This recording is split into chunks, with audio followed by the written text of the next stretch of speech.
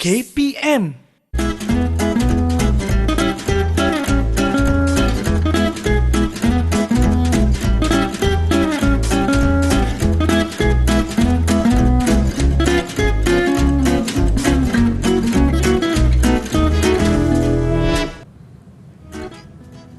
Assalamualaikum dan salam sejahtera. Anda sedang menyaksikan Pentaksiran Sumatif di Didik TV KPM bersama saya Syamira Nazir. Di mana pada hari ini kita akan membincangkan tajuk pelaksanaan PASM di sekolah. Untuk makluman anda, PASM merupakan sekatan kepada Pentaksiran Alternatif Sekolah Menengah untuk murid-murid berkeperluan pendidikan khas atau MBPK. Dan sedikit info tambahan yang Mira ingin kongsikan kepada anda, PASM mula diperkenalkan pada tahun 2021 untuk kohort yang pertama. Dan sekarang ini merupakan kohort yang kedua untuk tahun 2022. Hari ini di studio kita bawakan kepada anda seorang tetamu jemputan yang cukup arif untuk membincangkan tajuk yang kita bawakan pada hari ini. Beliau merupakan Timbalan Pengarah Peperiksaan Sektor Operasi Lembaga Peperiksaan Kementerian Pendidikan Malaysia. Untuk mengetahui dengan berlanjut siapakah beliau, ayuh kita saksikan profil.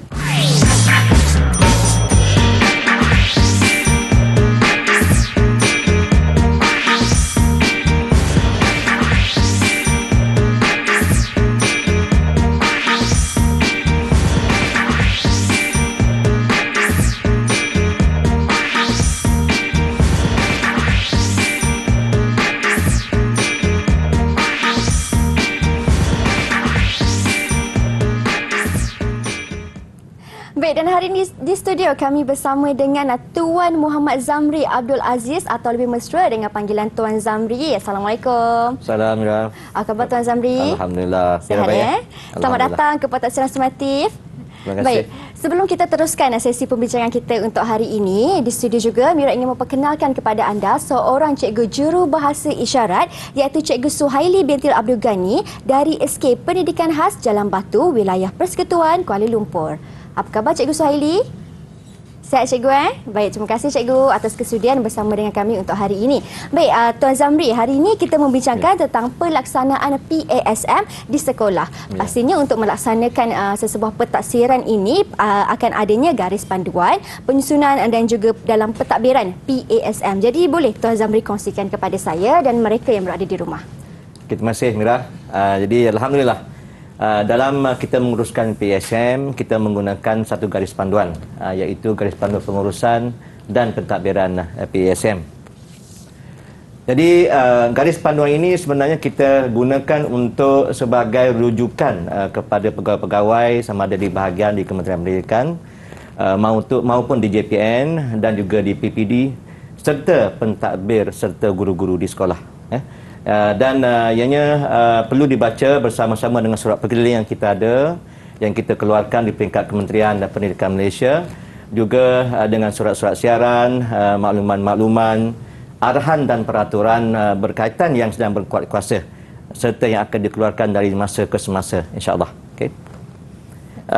Dan untuk itu, dari segi penjaminan kualiti yang kita gunakan atau yang kita garapkan dalam garis panduan tersebut adalah lebih kepada untuk memberi fungsi sebagai memberi keadilan kepada calon-calon ataupun murid-murid berkeperluan khas yang kita taksirkan ini, juga untuk menjaga kesahan dan kebolehpercayaan dalam kita mengurus tadbirkan pentaksiran ini, dan juga kita nak pastikan pentaksiran dilaksanakan dengan penuh berkesan dan juga dengan kualiti yang cukup baik.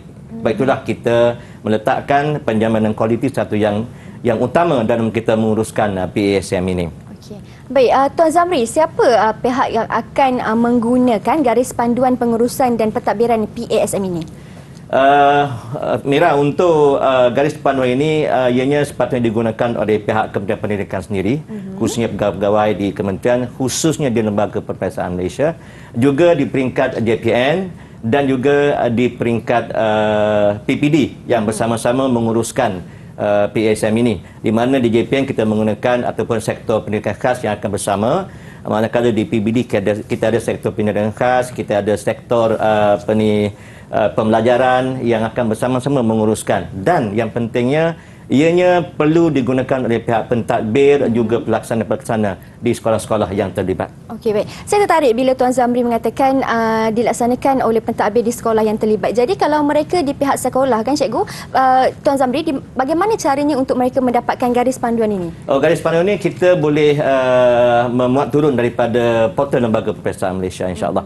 Memang tersedia sekarang ini untuk guru-guru ataupun pentadbir di sekolah memuat turunkan bahan-bahan untuk kegunaan mereka di sekolah, insya-Allah. Baik, jadi itu sedikit sebanyak tentang garis panduan pengurusan dan pentadbiran PASM, di mana Tuan Zamri ada katakan tadi kalau mereka di pihak sekolah ingin mendapatkan garis panduan ini, mereka bolehlah layari laman sesawang Lembaga Peperiksaan, betul Tuan Zamri? Kita akan berhenti berehat seketika, kita akan sambung lagi sesi perbincangan kita tentang pelaksanaan PASM di sekolah selepas ini hanya di Pentaksiran Sumatif Didik TV KPM.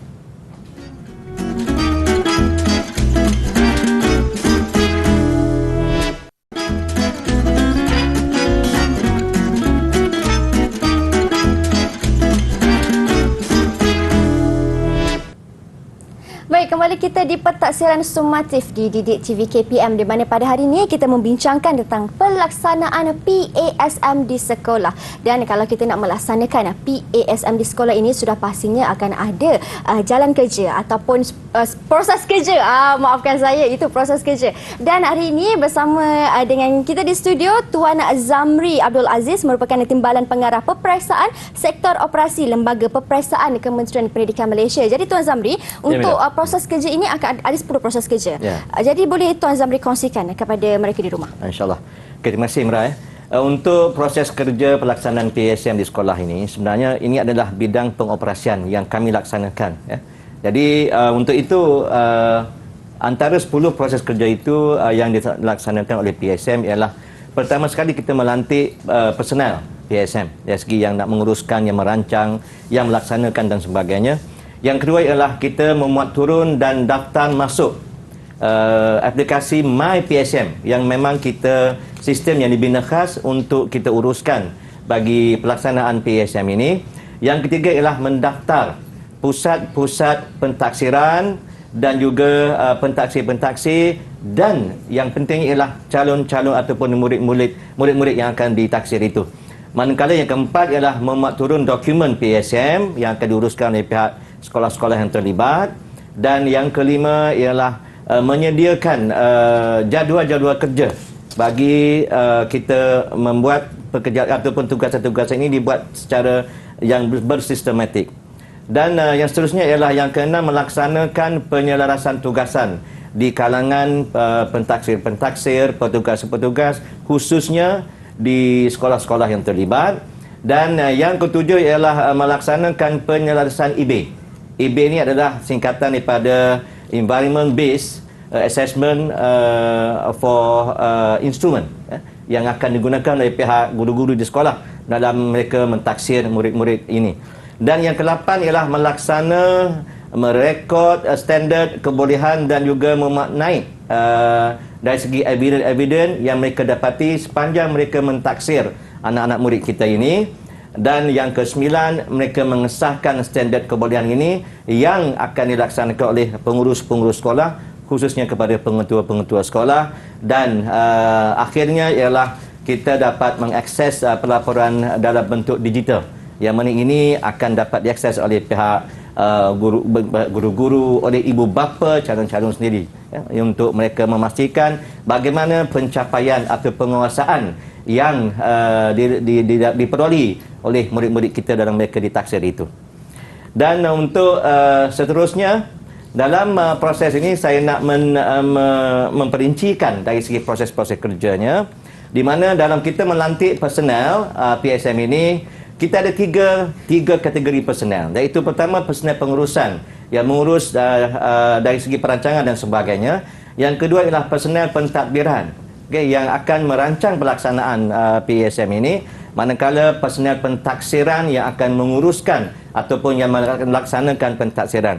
Dan personal PASM ini merupakan pegawai daripada KPM, daripada JPN, PPD, juga daripada sekolah yang bertanggungjawab untuk mengurus, mentadbir dan juga melaksanakan PASM. Okey. Dan dalam pada itu kita dapat lihat di sini ialah dari segi personel-personel yang terlibat, iaitu di bawah pengurusan kita ada pihak lembaga peperiksaan, Jabatan Pendidikan, PBD dan KPS. Bahagian personel pentadbiran kita ada daripada pihak penolong kanan pendidikan khas di sekolah, setiausaha perasaan untuk pendidikan khas, guru-guru pendidikan khas, juga pembantu pengurusan murid yang akan bersama-sama. Manakala bagi personel pentaksiran yang akan mentaksir anak-anak murid atau calon-calon kita ini ialah yang melibatkan peringkat kebangsaan sehingga kepada peringkat sekolah, iaitu KPK, itu kebangsaan, ketua pentaksir kebangsaan, mana ketua pentaksir negeri, ketua pentaksir bagi kawasan, juga penolong pendidikan khas yang akan menjadi pentaksir di peringkat sekolah dan sebagainya. Dan begitulah. Ada juga pentaksir yang kita lantik khas daripada kalangan rakan calon-calon kita. Ada juga daripada pihak ibu bapa ataupun penjaga calon-calon kita yang kita berikan juga mandat untuk mentaksir anak-anak ini. Dan juga kita juga menggunakan khidmat komuniti atau masyarakat setempat untuk mentaksir anak-anak kita ini. Manakala untuk yang kedua ialah memuat turun dan mendaftar masuk MyPSM, iaitu sistem yang digunakan. Dan di sini LP membangunkan MyPSM ini dengan sebagai aplikasi yang akan digunakan secara menyeluruh dalam pengurusan PSM. Aplikasi ini akan bermula dengan pendaftaran calon di peringkat sekolah sehinggalah kepada penjaminan sijil digital pentaksiran. Dan yang ketiga ialah mendaftar pusat-pusat pentaksiran, pentaksir dan calon, di mana kita di sini kita menggunakan data-data pendaftaran yang diperlukan daripada untuk kita nak dapatkan pusat daripada EMIS, ya, satu program yang ada di peringkat kementerian melalui PPD. Yang kedua ialah kita nak mendapatkan maklumat tentang data calon yang kita perolehi daripada APDM, ya, yang diuruskan oleh pihak kementerian. Dan yang ketiga ialah kita nak dapatkan data pentaksir melalui sistem e-operasi yang ada di sekolah, yang ada dalam sistem pendidikan kita. Dan pendaftaran pusat pentaksiran ini semua dilaksanakan menggunakan MyPSM. Dan seterusnya ialah kita memuat turun dokumen-dokumen PSM. Ini penting dalam kita mengurus atau melaksanakan proses kerja bagi PSM. Dan dalam dalam kita menguruskan benda ini, personel pengurusan bertanggungjawab memastikan dokumen-dokumen PSM ini adalah lengkap dan terkini yang akan digunakan dalam pentaksiran. Antaranya ialah SPI, iaitu Surat Panggilan Ikhtisas, dokumen standard pentaksiran alternatif, iaitu DSPA. Manakala yang ketiga ialah Environment Based Assessment Instrument, iaitu EBA yang saya katakan tadi. Dan yang keempat ialah garis panduan pengurusan dan pentadbiran PSM yang kita ada bermula tahun 2021 dan dibuat penambahbaikan pada tahun ini, ya. Dan yang akhir sekali untuk kita melaksanakan proses kerja ini ialah jadual kerja bagi pelaksanaan PSM. Dan yang kelima, dalam kita menyediakan jadual kerja ini, personel pengurusan bertanggungjawab untuk memastikan sekolah merancang mentadbir PSM dengan sistematik dan berkesan melalui personel pentadbiran yang bertanggungjawab di sekolah, iaitu dalam menyediakan jadual kerja, merancang jadual aktiviti program bimbingan berterusan yang akan kita laksanakan, iaitu TBB dipanggil ini, program bimbingan berterusan, merancang pengoperasian PSM di peringkat sekolah, membuat pemilihan IB yang sesuai dengan pusat pentaksiran, dan juga memastikan lokasi, peralatan dan bahan-bahan adalah yang kondusif, selamat dan sesuai. Dan seterusnya ialah kita melaksanakan penyelarasan tugasan IB, di mana personel pentaksiran bertanggungjawab untuk melaksanakan dan mematuhi penyelarasan tugasan. Penyelarasan tugasan berfokus kepada pelaksanaan IB, di mana dengan IB ini kita menyelaras pemilihan kualiti standard kebolehan, ada, cukup atau lebih kebolehan anak-anak kita ini, menyelaras kategori dan juga kualiti evidence yang akan dipersembahkan oleh pihak pentaksir, dan juga melaksanakan pementoran berkaitan teknik mentaksir PSM ini secara berterusan juga. Okey. Dan seterusnya ialah dalam kita melaksanakan penyelarasan IB ini, ianya akan dilaksanakan oleh pihak personel pentadbiran. Di sini penyelarasan IB berfokus kepada pentadbiran pelaksanaan melalui membuat pengagihan tugas kepada GPK atau guru penolong kanan pendidikan khas, juga kepada PPM, iaitu pembantu pengurusan murid yang terlibat. Dan pada itu juga kita merancang perjalanan aktiviti dengan sistematik, dan juga kita nak tentukan bahawa pelantikan pentaksir yang ada, yang terdiri daripada rakan-rakan, daripada ibu bapa, daripada komuniti yang berkaitan dengan aktiviti yang akan dilaksanakan. Itulah antara program ataupun aktiviti yang dilaksanakan pada tahap yang ke-7. Manakala untuk yang ke-8, proses kerja ke-8 adalah merekod standard kebolehan dan membuat naik evidence. Jadi di sini apa yang kita laksanakan ialah merekod dan standard kebolehan yang telah pun diperoleh oleh pihak anak-anak murid kita ini, dan memuat naik evidence dilaksanakan oleh personel pentaksiran. Dan pentaksiran pelaksanaan merekod standard kebolehan dan memuat naik evidence ini menggunakan sepenuhnya aplikasi MyPSM, dan masa yang sama berdasarkan pada IB yang unik kepada suasana di tempat tersebut atau di sekolah tersebut, dan juga dengan menggunakan evidence yang jelas dan betul. Ini yang kita nak pastikan di peringkat sekolah atau peringkat pelaksanaan.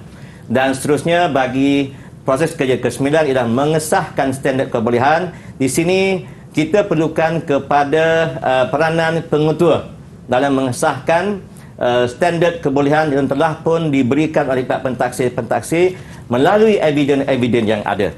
Dan di sinilah perlu kepada pengesahan supaya evidence ataupun pentaksir yang dibuat itu disahkan dan merupakan satu yang tepat sebagaimana kebolehan calon-calon kita ini. Dan proses kerja terakhir ialah mengakses pelaporan dalam bentuk sijil digital. Dan pelaporan boleh diperolehi secara digital dalam MyPSM dalam bentuk transkrip, dan yang kedua dalam bentuk sijil digital. Dan personal pentadbiran perlu memastikan pelaporan calon tersebut dikemaskini sebelum sijil digital ini dikeluarkan. Dan personel pengurusan bertanggungjawab untuk memastikan sijil digital calon dikemaskini dan calon memperolehi sijil alternatif sekolah menengah setelah tamat tempoh persekolahan. Jadi saya rasa itu saja pada saya pada hari ini. Saya serahkan balik pada Mira. Terima kasih. Okey, penjelasan yang cukup jelas dan padat tentang 10 proses kerja pelaksanaan PASM di sekolah, bermula dengan melantik peserta PASM, kemudian murid muat turun dan daftar masuk My PASM sehinggalah mereka dapat mengakses pelaporan dalam bentuk sijil digital. Betul Tuan Zamri? Diharapkan penjelasan daripada Tuan Zamri ini memberi pencerahan kepada mereka yang menonton di rumah. Kita akan berhenti berehat seketika. Kita akan sambung lagi perbincangan kita selepas ini hanya di Pentaksiran Sumatif. Jangan ke mana-mana.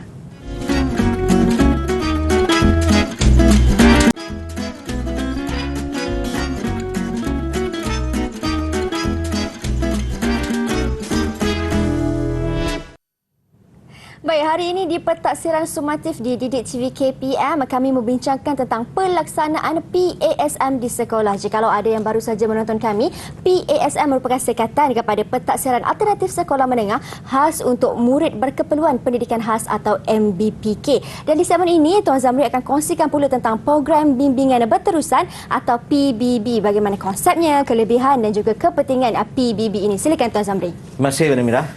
Dan program bimbingan berterusan ini adalah merupakan satu proses penjaminan kualiti dalam PSM, iaitu yang mana merangkumi pada program bimbingan berterusan yang juga ada jawatankuasa bimbingan, dalam masa yang sama ada modul bimbingan berterusan yang akan kita gunakan.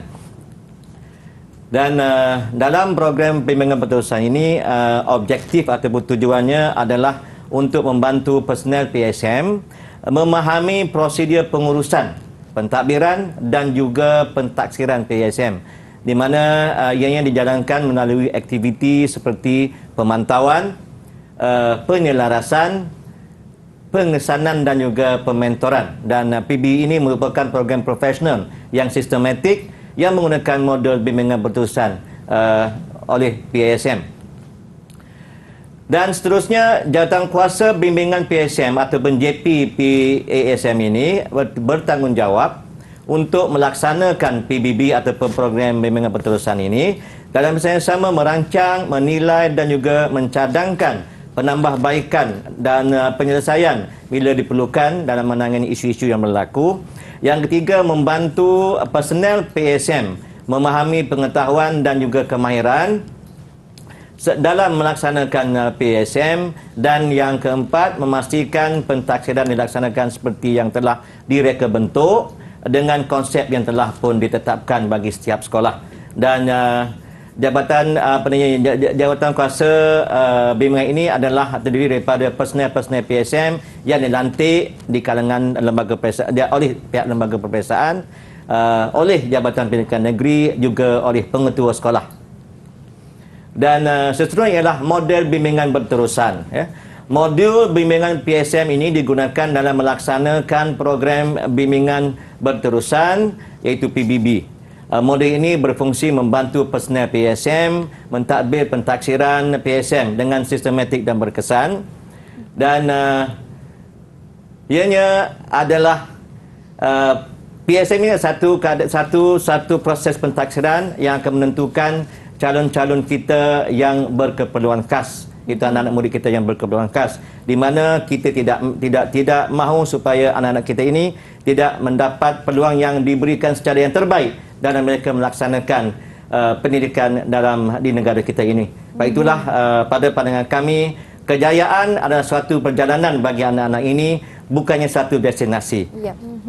Baik, dan siapa pula yang terlibat dalam jawatankuasa PBB ni? Okey, jawatankuasa ini sebenarnya kalau kita lihat sebelum ini pun saya ada mentionkan itu ianya terlibat di kalangan pihak lembaga perpesaan, iaitu pegawai-pegawai di bahagian atau unit PSM ini, dan juga mereka juga akan melibatkan pegawai-pegawai daripada Jabatan Pendidikan Negeri yang akan bersama-sama.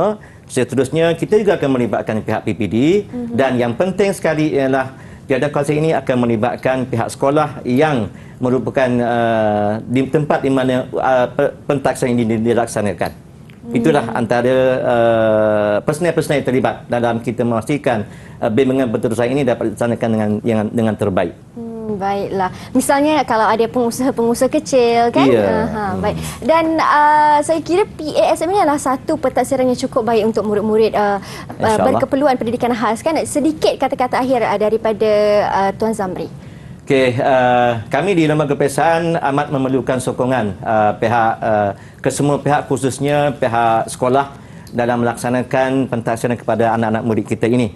Dalam masa yang sama kita juga memerlukan sokongan daripada pihak ibu bapa yang merupakan tulang belakang kepada kejayaan anak-anak kita ini. Dan dalam masa yang sama juga kita juga ingin merakamkan ucapan terima kasih kepada pihak komuniti yang bersama-sama memastikan pelaksanaan PSM ini dapat kita laksanakan secara yang terbaik, yang merangkumi kesemua perspektif, iaitu daripada pihak rakan-rakan, calon-calon kita, pihak ibu bapa sendiri, juga pihak komuniti melalui sokongan oleh pihak guru-guru di sekolah.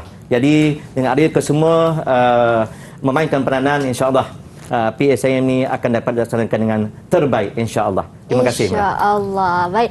Dan saya cukup tertarik dengan kata-kata mutiara daripada Tuan Zamri. Kejayaan adalah suatu perjalanan, bukanlah suatu destinasi. Dan untuk kita mulakan satu perjalanan itu, kita haruslah melangkah dengan langkah yang pertama. Dan saya kira pelaksanaan PASM ini merupakan satu langkah yang cukup baik, khasnya untuk murid berkeperluan pendidikan khas ataupun MBPK. Terima kasih banyak Tuan Zamri atas kesudian berkongsi informasi kepada saya dan juga penonton yang berada di rumah. Teruskan menonton Pentaksiran Sumatif. Hari ini kita membincangkan tajuk yang cukup menarik, iaitu pelaksanaan PASM di sekolah diharapkan memberi pencerahan kepada semua. Terima kasih Tuan Zamri lagi sekali saya ucapkan. Baik, kita jumpa lagi di Pentaksiran Sumatif di episod akan datang. Saya Syamira Nazir. Assalamualaikum dan salam sejahtera.